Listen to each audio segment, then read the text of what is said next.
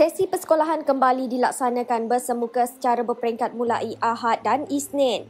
Di sebalik pelbagai persediaan masih ada mempertikai kewajaran sekolah dibuka semula mengambil kira kedudukan semasa pandemik dalam negara. Wartawan BH Adha Ghazali mendapatkan penjelasan Menteri Kanan Pendidikan Datuk Dr. Razi Jidin mengenai rasional tindakan ini serta beberapa isu lain berkaitan sektor pendidikan negara khususnya dalam konteks cabaran pandemik.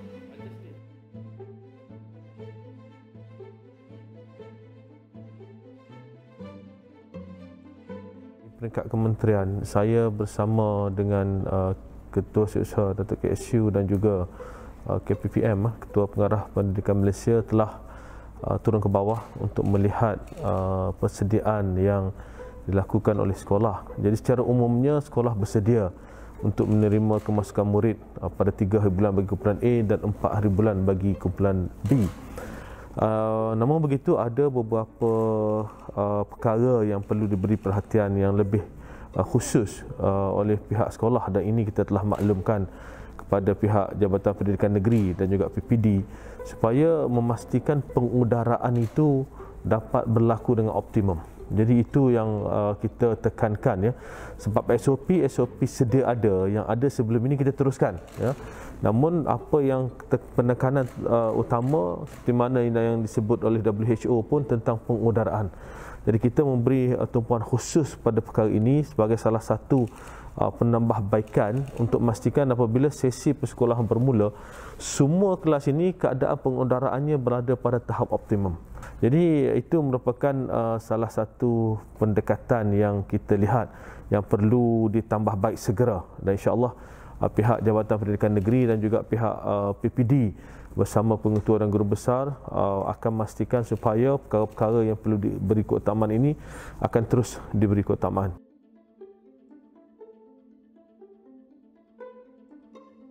Jadi selain daripada itu, kita ada juga SOP ataupun panduan baru, untuk kemasukan murid ke asrama sebagai contoh, khususnya asrama sepenuhnya.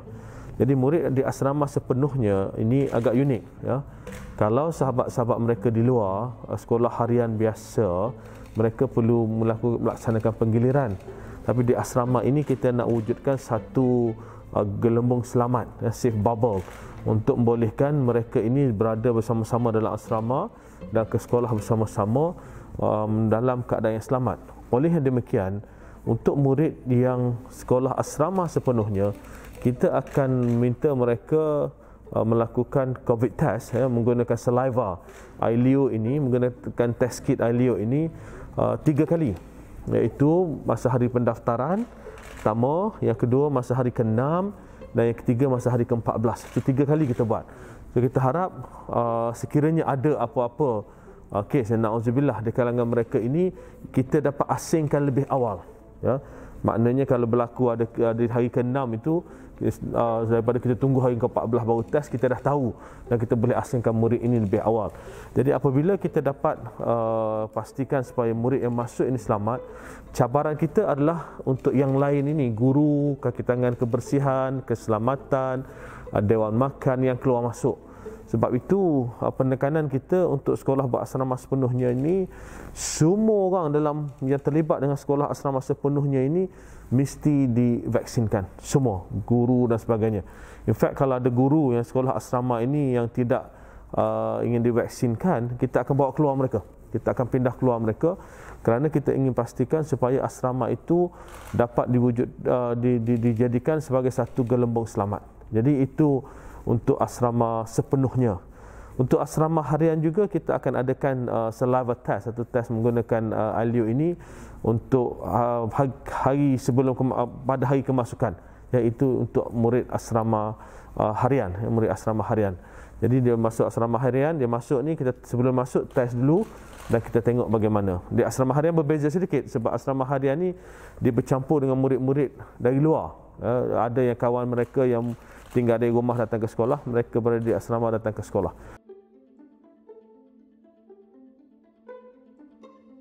Sebenarnya kami di kementerian ini memantau rapat, kita memantau dengan penuh teliti data-data maklumat, dan juga kita duduk berbincang dengan Kementerian Kesihatan dan Majlis Keselamatan Negara. Sebarang keputusan yang kita laksanakan ini bukanlah keputusan KPM suka-suka, ya. Apa yang kita laksanakan ini, kita tengok data-data. Apabila kita merasakan bahawa ianya telah sesuai, maka kita duduk berbincang dengan Kementerian Kesihatan, dengan MKN, dan juga kita adakan sesi libat urus. Kita adakan banyak sesi libat urus bersama ibu bapa, guru, pengetua guru besar, dan juga kita adakan sesi libat urus bersama pakar-pakar, ya, pakar kesihatan, pakar psikologi kanak-kanak, dan juga persatuan perguruan, sebagai contoh NUTP. Jadi kita bincang, duduk teliti dengan penuh terperinci satu persatu. Dan seperti mana disebut tadi, kata kes pada waktu ini tinggi, tapi kita kena faham kes ini dalam konteks yang betul, ya. Sewaktu KPM buka semula sekolah pada 24 Jun 2020 pada waktu itu, ya, kes memang satu digit ataupun dua digit, paling banyak pun 3 digit. Namun pada waktu itu tidak ada negara yang di dunia yang telah memulakan program vaksinasi, tidak ada. Masa tu kes 1 digit, 2 digit atau 3 digit, tapi program vaksinasi tak ada. Vaksin pada waktu itu pun masih belum disahkan, ya, masih belum dapat digunakan. Jadi itu konteks pada waktu itu. Memang kes tak banyak tapi vaksin tak ada. Kemudian bila kita buka semula sekolah pada bulan Januari untuk murid tingkatan 5 dan pada bulan Mac untuk yang lain-lain ini masuk. Waktu kita buka sekolah pada waktu itu, vaksin baru bermula. Vaksin bermula pada bulan Februari, baru saja bermula. Dan kita menghadapi sedikit cabaran mereka awal kerana bekalan vaksin dan sebagainya. Dan pada waktu itu vaksinasi tak ramai lagi divaksinkan. Dan pada waktu itu juga Delta varian belum ada. Varian Delta ini dikenal pasti pada bulan April. Jadi keadaan ini berbeza. Sebab itu pada hari ini apabila kita lihat kes masih tinggi, namun begitu jika kita teliti seperti mana yang dijelaskan oleh Kementerian Kesihatan, ya, kadar kemasukan ke hospital sebagai contoh untuk kategori 3, 4 dan 5 dah jauh berkurangan, ya. So data-data di Labuan, data-data di Sarawak menunjukkan bahawa apabila vaksinasi itu meningkat, maka keadaannya berbeza. Dia tak macam dulu. Walaupun kes 10,000 sewaktu ada vaksin dengan kes 10,000 sewaktu tak ada vaksin, dua perkara yang berbeza, dua keadaan yang berbeza. Jadi sebab itu apabila KPM buat keputusan, ianya bukan satu keputusan suka-suka. Telah meneliti keadaan sekeliling, berbincang dengan pakar-pakar, dengan Kementerian Kesihatan, dengan pihak MKN sebelum kita buat ketetapan. Dan apa yang penting adalah untuk kita melihat bahawa pendidikan ini telah terkesan dengan begitu teruk, ya. Maknanya daripada tahun lepas kita tutup sekolah, tahun ini pun kita tutup sekolah. Cuba bayangkan sekiranya kita terus tutup sekolah, maknanya kita akan tutup sekolah daripada bulan 5 lagi ni. 5, 6, 7, 8, 9, 10, 11, 12. 8 bulan anak-anak kita tidak ke sekolah. Dan sebab itu kita fikir apakah pendekatan yang terbaik. Untuk kami di KPM paling mudah, kami tak payah buka sekolah. Tunggu je lah tahun depan, tunggulah ni. Tunggu dah, orang kata dah nak habis dah. Tapi hakikatnya lagi lama kita tutup sekolah, anak-anak ini semakin renggang dengan sekolah. Ini perkara yang paling penting kita perlu fahami.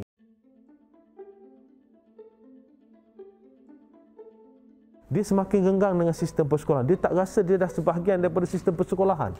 Kalau dulu dia bangun pukul 7 pagi, siap-siap sekolah, siap dah 7.30 pergi sekolah. Sekarang ini rutin mereka telah berbeza. Ibu bapa pun telah melihat, ya, kebanyakan ibu bapa saat kita menghubungi kita kata tak macam waktu sekolah dulu, ya, keadaan disiplin anak-anak dalam pengurusan masa sebagai contoh telah berbeza. Sebab itu kita lihat apabila kita perincikan, ramai anak-anak kita ini yang ada mengikuti PDPR, betul. Tapi pada masa yang sama, kaedah pelaksanaan yang berbeza sebab banyak sangat kekangan.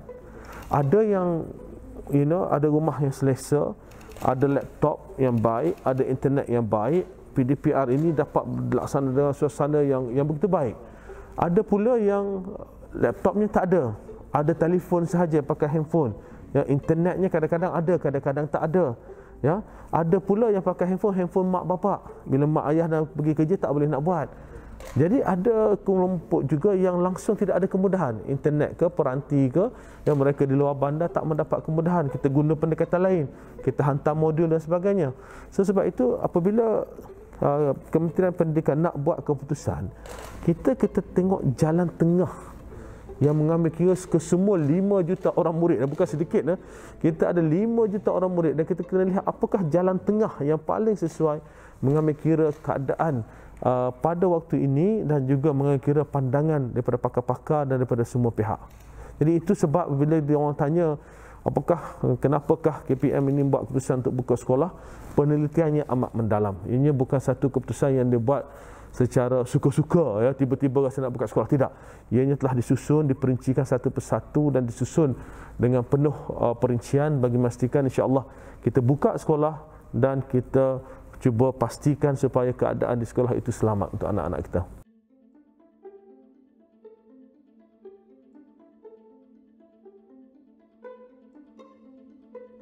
Ya, itu kalau saya boleh kongsi, ya, apabila saya masuk ke kementerian, saya masih ingat pada waktu itu pada awal Mac, 9 Mac, ya, dan 11 Mac saya lapor diri ke kementerian.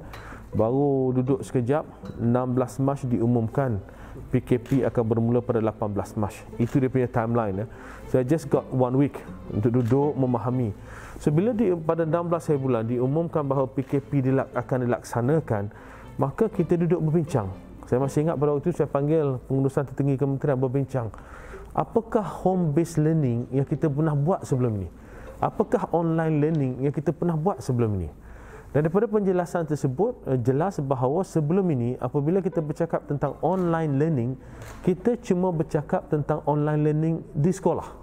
Maknanya, ya, dia ada komputer di sekolah, ya, dia ada internet di sekolah, dia buat di sekolah. Jadi kita tak pernah bercakap tentang online learning di rumah. Dan cikgu-cikgu pun tidak pernah dilatih pada waktu itu tentang home based learning ini, tentang pengajaran dan pembelajaran di rumah. Itu tidak pernah dilaksanakan. Jadi sebab itu seperti mana yang disebut tadi, kita rasa pada waktu itu memang guru-guru, murid-murid tak bersedia. Semua, kami pun tidak bersedia. Ya, keadaan itu berlaku dengan begitu pantas, situasinya berubah cepat. Pada waktu itu tidak ada pihak yang bersedia. Namun begitu, ya, apabila kita lihat keadaan sebegitu, maka kita buat keputusan bahawa anak-anak ini masih perlu terus belajar.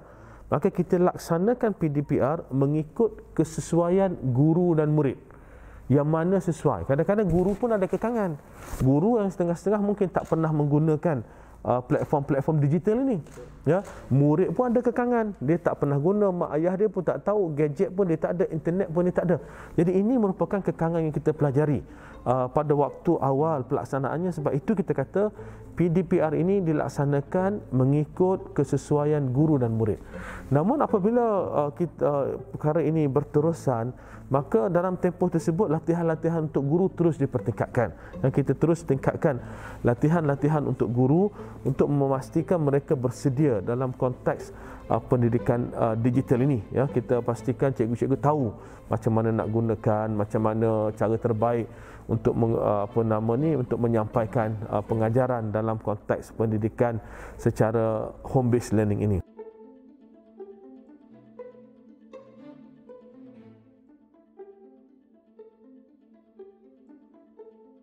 Melihat keadaan itu, ya, melihat keadaan itu bahawa suka atau tidak, kita tidak boleh lari daripada pendidikan digital. Kita melihat bahawa apabila dunia bercakap tentang IR 4.0, ya, pada waktu itu kita lihat IR 4.0 ini sebagai satu situasi, ya, yang kita akan kita merupakan sebahagian daripadanya, dan kita akan cuba mengadaptasi keadaan mengikut keadaan IR 4.0 ini. Namun begitu, apabila berlakunya pandemik ini, kita lihat bahawa pendigitalan pendidikan ini merupakan satu keperluan yang mendesak, ya, satu keperluan mendesak. Apa yang kita lihat bahawa banyak negara lain, ya, banyak negara lain di dunia ini tidak ada perancangan untuk pendidikan digital. Tapi memandangkan pandemik ini berlangsung dengan impaknya cukup besar, banyak negara yang membawa ke depan pelan pendidikan digital mereka. Jadi bagi pihak kami di KPM, ini merupakan satu penekanan yang kita berikan bagi memastikan bahawa pendidikan digital ini akan diberi keutamaan. Sebab itu kami di kementerian di peringkat akhir menyiapkan dasar pendidikan digital. Ya, dasar pendidikan digital ini adalah untuk dengan satu kerangka yang akan digunakan bagi memastikan kita dapat melahirkan anak-anak kita yang fasih digital. Ya, untuk melahirkan anak-anak yang fasih digital ini, maka guru-guru juga perlu dilatih. Guru-guru juga perlu memahami konteks pendidikan digital ini. Bukan saja guru-guru, pentadbir sekolah, pengetua dan guru besar, mereka juga mempunyai peranan dalam memastikan dasar pendidikan digital ini yang akan kita kemukakan kelak dapat dilaksanakan dengan baik. Jadi berkaitan dengan pendidikan digital, inilah antara tumpuan utama pihak kementerian mengambil kira apa yang kita pelajari dalam konteks pandemik COVID-19 ini.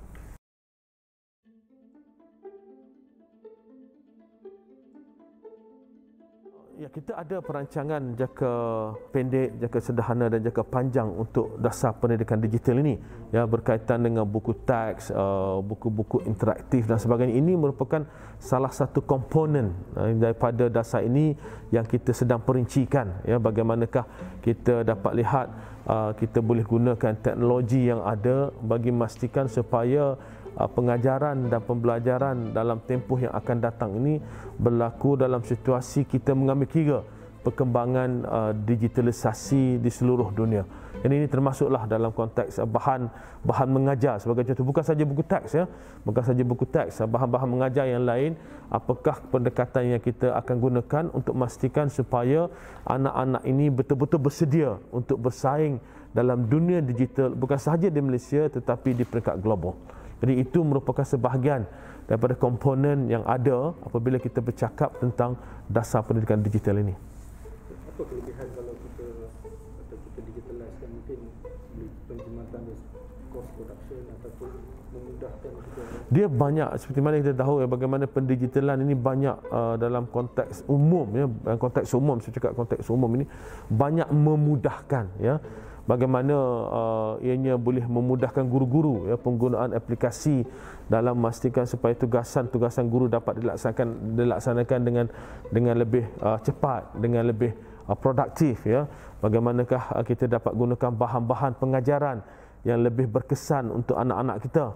Jadi ini merupakan antara perkara-perkara yang kita lihat dalam konteks pendidikan digital ini bagi memastikan supaya apabila dilaksanakan kelak ini, ianya akan memberi satu impak yang baik. Pertama sekali dari sudut memudahkan tugasan dan juga supaya pengajaran dan pembelajaran itu berkesan. Apakah pendekatannya? Kalau ada katakanlah interaktif, buku teks interaktif yang untuk subjek tertentu ini boleh memudahkan pengajaran, maka itu boleh diberi tumpuan khusus. Katakanlah ada apakah aplikasi tertentu yang perlu dibina bagi memastikan proses pengajaran dan pembelajaran itu berlangsung dengan baik. Itu antara pendekatannya.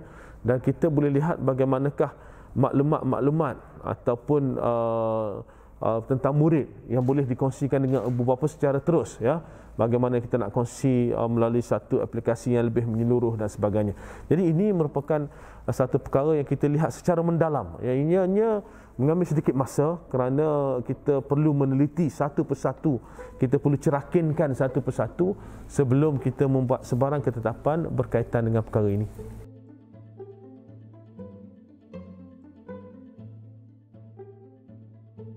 Merupakan antara perkara yang kita beri perhatian khusus, ya. Kita tahu dalam tempoh ini, dalam tempoh sejak bulan Mac tahun lepas, ini satu tempoh yang sukar untuk semua orang. Dalam sektor pendidikan ini, guru terkesan, murid terkesan, ibu bapa terkesan, PPD terkesan, JPN terkesan, kementerian pun terkesan. Jadi semua pihak terkesan dengan pandemik ini dan kita sedar bahawa di luar sana banyak tekanan yang mereka hadapi, termasuklah dalam konteks pelaksanaan PDPR. kita realistik di peringkat kementerian. Kita tahu antara kekangan-kekangan yang dihadapi. Sebab itu kita tidak begitu menekan, sebab kita tahu setiap ini keadaan yang kita terpaksa lalui.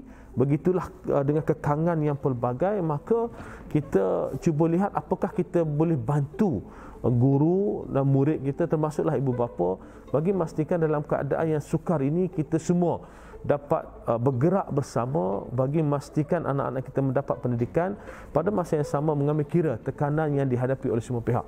Sebab itu program kaunseling sebagai contoh, ini merupakan satu komponen penting. Kaunseling untuk guru, kita ada sediakan perkhidmat sekiranya guru memerlukan bantuan, bagaimana keadaan tekanan yang dihadapi sewaktu pelaksanaan PDPR, PKP lagi tak boleh nak keluar, Ini antara perkara-perkara yang kita sentiasa tekankan, dan perkhidmatan dalam konteks kaunseling dan kebajikan guru ini kita sentiasa berikut takman. Begitu juga dengan murid. Murid pun sama, Kita murid-murid boleh berhubung dengan guru kaunseling mereka pada bila-bila masa, jika ada masalah, atau murid-murid boleh melaporkan tentang rakan-rakan mereka. Itu antara perkara yang biasa berlaku. Sebab itu kita perlu melihat tentang bagaimana kita kaitkan tekanan yang dihadapi ini dengan pembukaan semula sekolah. Sebab itu kalau saya sebut tadi, kalau nak fikir mudah bagi kami, kalau ramai kat luar tu bercerita tutup je lah sampai tahun depan, itu jalan paling mudah, tutup je sampai tahun depan. Tapi kita mahu kira tekanan yang dihadapi oleh murid, guru, ibu bapa, keadaan yang tidak kondusif, mereka ingin kembali ke sistem persekolahan. Sebab itu ini antara perkara-perkara yang kita ambil kira. Dan dalam pertemuan kami dengan pakar-pakar, khususnya psikologi kanak-kanak, kita telah minta bantuan persatuan-persatuan yang berkaitan untuk membantu kita bila sekolah dibuka semula kelak. Kerana apa? Sebelum ini mungkin mereka berada di rumah, murid-murid ini tak ada siapa nak bercerita. Bila mereka kembali ke sekolah, mungkin dia boleh bercerita pada guru kaunseling. Pada waktu itu mungkin banyak keperluan untuk kita membantu murid-murid ini. Sebab itu kita dah minta kementerian duduk berbincang dengan persatuan yang berkaitan, kalau kita perlu bekerjasama dalam memastikan semua pihak dapat membantu anak-anak kita yang memerlukan bantuan ini. So dalam konteks ini, mungkin anak-anak yang sebelum ini berada di rumah, tak ada orang nak bercerita. Jadi bila buka sekolah, dia mungkin tak cerita kat cikgu secara langsung, tapi dia cerita kat kawan dia. Aku kat rumah ni untuk setahun lepas memang tertekan dan sebagainya. Kawan ini yang akan sampaikan pada guru-guru. Jadi apabila kita buka sekolah nanti, sistem sokongan itu akan jadi lebih menyeluruh dan lebih dekat dengan murid-murid ini. Dan insya-Allah ianya akan dapat memberi impak yang positif kepada perkembangan anak-anak ini yang khususnya tertekan apabila sekolah ditutup untuk satu tempoh yang panjang dan mereka berada di rumah untuk satu tempoh yang cukup panjang.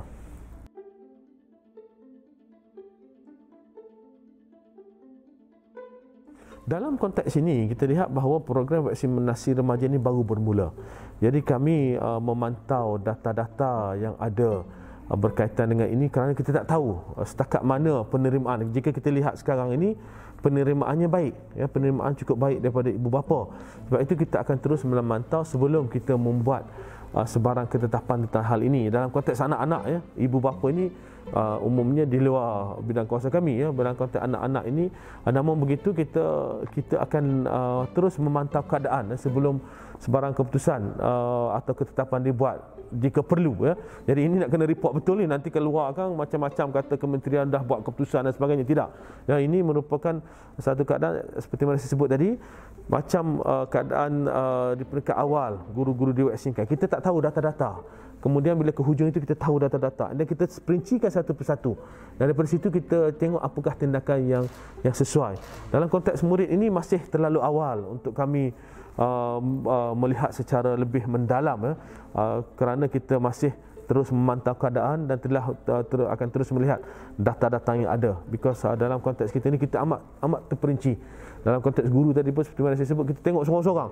Yang ni duduk sekolah mana, berapa orang kat sekolah ni tak nak ni. We go one by one, so kita tahu apakah pendekatan yang terbaik yang kita boleh laksanakan. Mikey pun cikgu dia ada hantar mesej kan. Berapa yang tak nak vaksin, sila bagi mesej secara berasingan lah kat dia orang. Yep.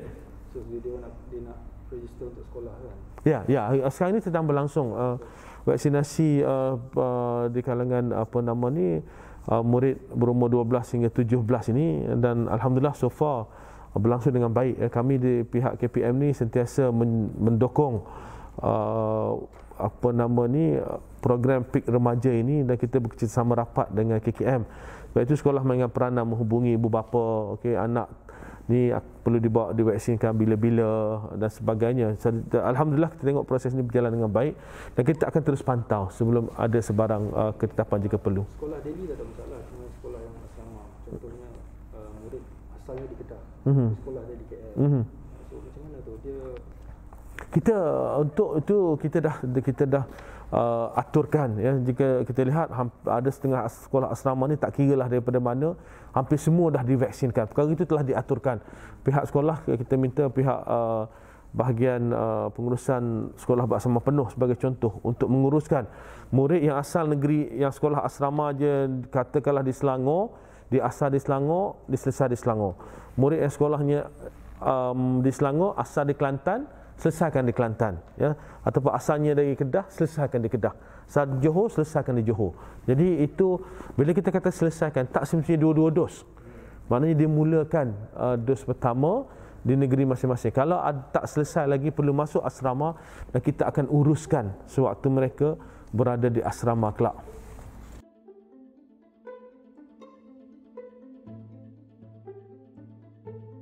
Ya, jika kita lihat dalam tempoh 2 tahun ini, ianya memberi impak yang besar kepada pendidikan anak-anak ini. Namun memandangkan kita lihat keadaan semakin baik, untuk kita kata ianya sebagai keadaan lost generation secara keseluruhannya, kita rasa kita perlu melihat dalam konteks yang betul, Kerana apa? Apabila murid ini berterusan berada di rumah, keadaannya di mana kita lihat kebanyakannya masih ada hubungannya dengan sekolah. Maknanya anak-anak ini secara langsung atau tidak langsung masih berhubung rapat dengan sekolah. Yang kita cukup risaukan ini adalah apabila murid-murid mula renggang dengan persekolahan. Dan kita ada data-data ini, kita ada data-data yang menunjukkan berapa ramai murid sekolah rendah dan berapa ramai murid sekolah menengah yang tidak ada penglibatan langsung dengan PDPR untuk tempoh sebelum ini. Jadi kita dah ada data-data bagaimana di peringkat awalnya ramai, tapi dengan intervensi yang dibuat jumlahnya semakin berkurangan. Maka dalam konteks ini, sebab itu kita laksanakan pelanjutan tempoh persekolahan, untuk kita pastikan supaya anak-anak ini sebelum dinaik ke tahun berikutnya dia bersedia.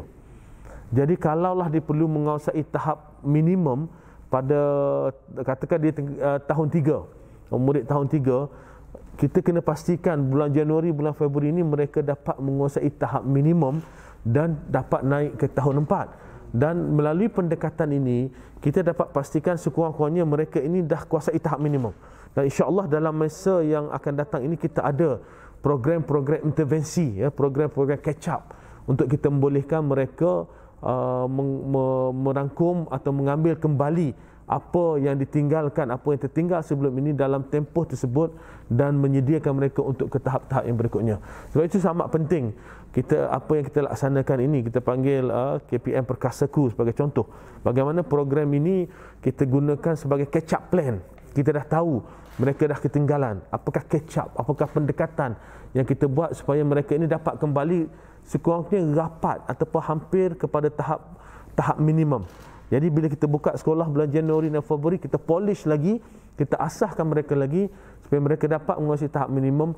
Apabila mereka dapat menguasai tahap minimum, mereka kembali kepada sistem itu pada asas yang betul, dan insya-Allah kita dapat pastikan generasi yang terkesan 2 tahun ini akan dapat dibentuk dengan cukup baik bagi membolehkan mereka bersedia dan mengakhiri zaman persekolahan dalam keadaan seperti mana anak-anak yang pernah lalui persekolahan sebelum.